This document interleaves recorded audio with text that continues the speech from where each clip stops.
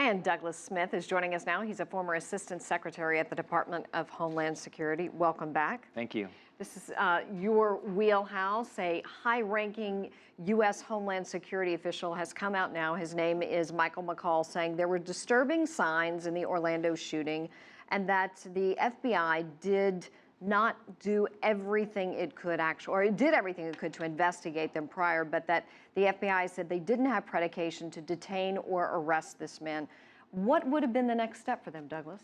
I mean, I think there are a couple of steps. I mean, one of the big challenges is what are the steps that our Congress has done, and that is nothing.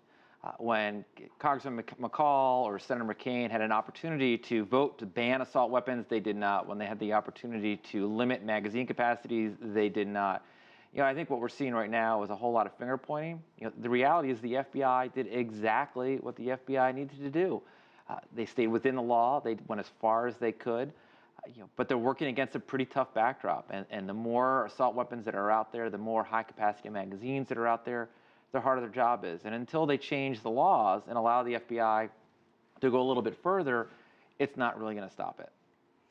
So McCaul went on to say that the president's foreign policy decisions over the last 3 years are to blame. McCain chimed in and said it was President Obama's national security decisions.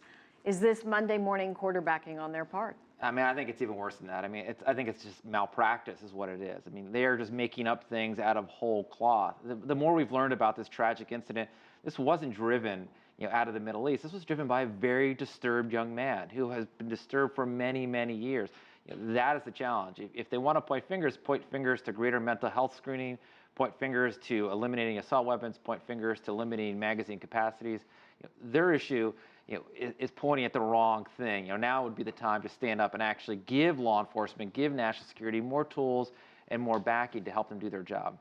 What do they say when people bring up the argument, for instance, of the recent murder of the Member of Parliament Joe Cox in the UK? People were outraged about this. This is unheard of there. Right. I think it's an interesting thing. I've been talking to a lot of my colleagues, former colleagues within Homeland Security and other security services, the difference between the United States and other countries. And look, it's within the developed world. I mean, clearly the United States is an issue that we have to deal with. I think within the UK, they've done such a great job of limiting the distribution of weapons that it was very shocking. And I think that's what made it so much more.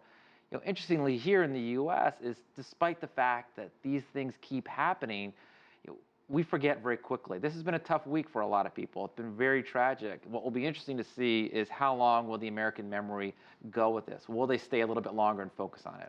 There's certainly an argument to be made. This man made some sort of comments about the Tsarnaev brothers, the young men who were responsible for the Boston bombings. And so you wonder if he would not have looked to a homemade bomb of some type where he could have done as much damage. Oh, absolutely. I mean, I think that the real challenge with lone wolves is where there's a will, there's a way, particularly if they're willing to die. And that's what's so scary. When all they have to do is take a truck and drive it through a crowded pedestrian way, anything like that, it makes it very, very easy. So whether it was with an assault weapon or something else, that's always the challenge with the lone wolf. So McCaul, the Homeland Security official, the high-ranking official in the U.S., says they need to look at this again. Well, the FBI did what they could do. What would this House committee actually look at?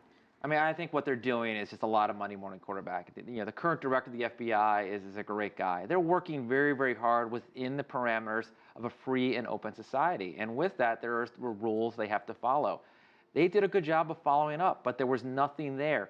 You're allowed in this country to say stupid things. That's allowed. It's the First Amendment right, and that's where it gets a little tricky. If he had gone a little bit further, perhaps there's more that the FBI could have done.